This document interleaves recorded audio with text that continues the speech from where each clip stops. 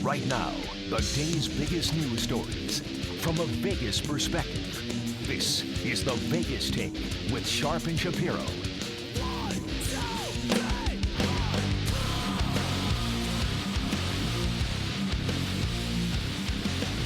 All right, welcome back. It is the Vegas Take, Sharp and Shapiro. By the way, a reminder, we're going to have an update on the Michael Avenatti Nike trial from Larry Neumeister. He is an Associated Press reporter actually in the courtroom, so we'll get an update on that coming up at the bottom of the hour. But hey, man, it's Thursday, and you know what that means. It's time for some dirty dining, folks. Hopefully you have a good appetite and ready for it. Darcy Spears does a fantastic job from Channel 13, and she joins us right now on the line to talk a little bit about what she found in the last week or so. Darcy, thanks for joining us. How are you?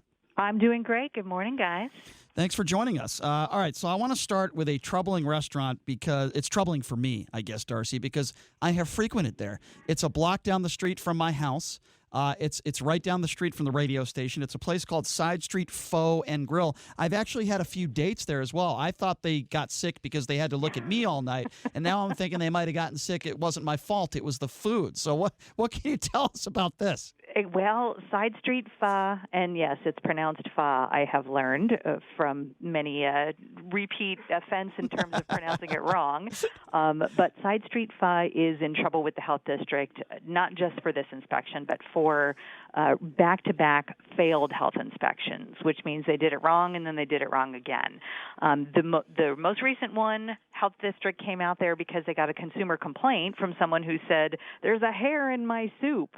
It's obviously one of those totally cliche things, but, it does happen. So they went out there to investigate that customer complaint, and while the health district, they have to witness, they have to find the exact issue in order to validate the complaint. So they didn't happen to find a hair in soup on the day that they went, but they found so many violations during the complaint investigation that the place ended up with that 33 demerit C grade. And the violations are the kinds of things that, can potentially make people sick.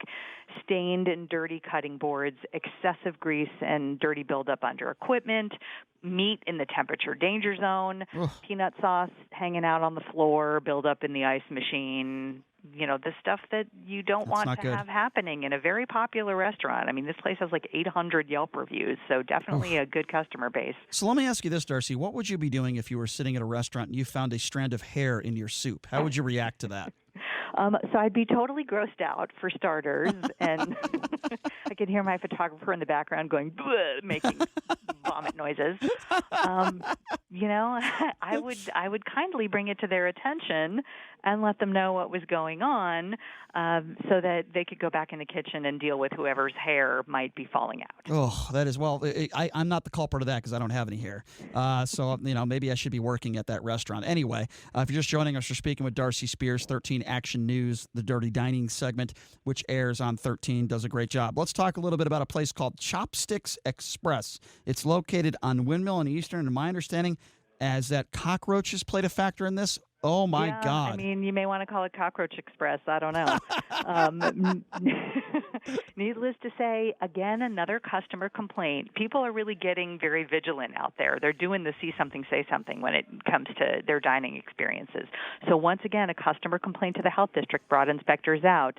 But this time, they did see what the customer saw. Apparently, the customer found more than one roach in their food, took pictures of it, sent it to the health district. The health district gets out there and goes, oh, yeah, there are a bunch of roaches around here. So they did validate that complaint and shut the place down. Oh, my God. How does that happen? Their most recent health inspection showed that pest control inspection showed that there were conditions that were conducive to pests that they needed to fix. They had to get rid of the grease. They had to get rid of the food debris. That's what their pest control guy told them, but they didn't do that. And go figure, the roaches were there despite the pest control treatment. How does that happen? Okay, we hear about cockroaches in the restaurant itself, and that's disgusting enough. How the hell does, first of all, a staff member serve it? I mean, how does the chef or whoever's making the food not see a cockroach in the food? And how does the waitress or waiter not see it and serve it to a customer? How does it get to that point? Maybe they're stealthy and they camouflage themselves and they look like oh my food, goodness. Or they get cooked into it and nobody sees them. I feel like I want to throw up just having this conversation. But yuck and double yuck. Oh my God, that is just awful. Jeez. So what's going on with them now? Are they back up and running? They are. They did the deep cleaning that they were required to do by the health district, and they did get back to a 0 demerit A grade. Surprisingly, the next day, and I know a lot of people go, wait, how? Why are they able to do that? If you clean up, maybe you spend the whole night cleaning. Who knows? But if you get rid of all the evidence of the roaches and you clean the place up and you call the health district back the next day and they don't see anything, then you get to be open again, and that's what happened in this case. Bad. But they were very apologetic, and they were very nice, and they didn't try to disguise or, distract from the problem. Yeah. They said, it happened. We cleaned up, and we sure hope and we're sorry, and we sure hope it doesn't happen again. Well, listen, if you're going to serve me a cockroach, at least give me some yum sauce or some barbecue sauce. I just need a little bit of flavor in that. I bet there was. There might have been. That's very possible. All right. So I eat frequently at movie theaters. I eat like a child. I like peanut butter and jelly. I like my slushies. I'll always get like an extra buttered popcorn and a slushie because I enjoy spending $35 for popcorn. But there's a place, there's a snack bar there that you went to. It's called the Tropicana Cinemas. I don't think I've ever been there. Tropicana and Pecos. You went there a few weeks ago. What did you find? I think it's one of those kind of discount movie houses where movies that have been out for a long time, you can go and you can see them for a reduced rate. Oh.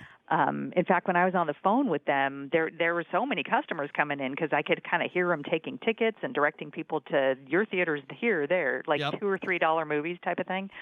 In any case, the thing that kind of stood out to me about the complaint at Tropicana Cinemas, because, again, this is the third place and a third customer complaint brought inspectors out to check this place out. The complainant saw an employee use the bathroom and then go straight back to food prep without washing hands. And then according to that complainant, when the customer brought it to the manager's attention, the manager, quote, was okay with the employee not washing hands after using the bathroom. I don't know why the manager would be okay with that, but that's what the complainant told the health district. The health district investigated. They did document improper hand washing, inadequate hand washing facilities, and they actually shut the snack bar down. Supposedly there was some kind of problem with the Insta-Hot, and they were waiting for a part. But you have to not serve food when you're in the midst of a substantial health hazard. Ooh, so what's the deal now? Are they back up? Back open, 0 demerit A grade. That was the next day reopening as well. Ugh. So $2 or $3 for a movie, though. The only consolation prize to that is you might vomit or you might get sick from eating their food. That's the only issue. I guess you get what you pay for, I guess, right? Jeez. Oof. Perhaps. All right, Darcy, give us the information. People want to not just hear you on our show, but actually see you on the tube. Tell me when your Dirty Dining segment gets air on 13, and how do people follow you? Every Wednesday night at 11 p.m., stay up late, be my date, let's go Dirty Dining. If you're too tired, shame on you. But anyway, we'll re-air it again on Thursdays at 6:30 p.m. And, of course, it's always available online at ktnv.com. We have a special Dirty Dining page, my Facebook page. We tweet it out as well. I'm at DSPINV13 on Twitter. You can find it on YouTube, on our KTNV channel. There are so many ways to go Dirty Dining. Darcy, I just have to be unprofessional for a second and say whenever I hear an attractive woman like yourself say the word date and dirty in the same sentence, it turns me on. I'm just going to be honest with you, okay? I'm going to be inappropriate. Silly me for making that suggestion. Have to be inappropriate but honest at the same time. Darcy, we love what you do. Thank you so much for joining us, and look forward to your next Dirty Dining segment with us next week. Thank you so much. Bon appetit. All right, thanks, Darcy. I love having Darcy on the show. She's awesome. She's so good at what she does. What is your worst nightmare if you're a restaurant owner? Darcy Spears starts walking in with her cameraman. Actually, that's your worst nightmare if you're a customer, too. I'm just waiting for the day I'm having pho. I call it pho. I'm waiting for the day that I'm in one of these restaurants and I'm eating something, and then Darcy and her cameraman walk in, and now all of a sudden I'm taking my fork and knife, and I'm searching for a cockroach in my food, and I'm panicking. I'm just waiting for that moment to happen. All right, so we're going to take a quick break. When we come back, this is a really disturbing story, and we don't have a ton of information on it, but I think it's important that we report on it. A UNLV player has just suffered a heart attack. Good news is he's in stable condition. What was he doing? And how does a young man like that get a heart attack? We'll explain that coming up, and also a reminder, coming up here in about 15 minutes, we're going to be joined by Larry Neumeister. He is a reporter for the Associated Press. He is in the courtroom covering the Nike Michael Avenatti trial. If you're unaware, Avenatti's behind bars right now. In fact, in the same jail cell that they housed El Chapo. So we're going to get an update from this Nike trial coming up at the bottom of the hour as well. Stay tuned. We're going to talk about this UNLV story next. This is the Vegas Take on the all-new 101.5 FM, 720 AM, KDAWN.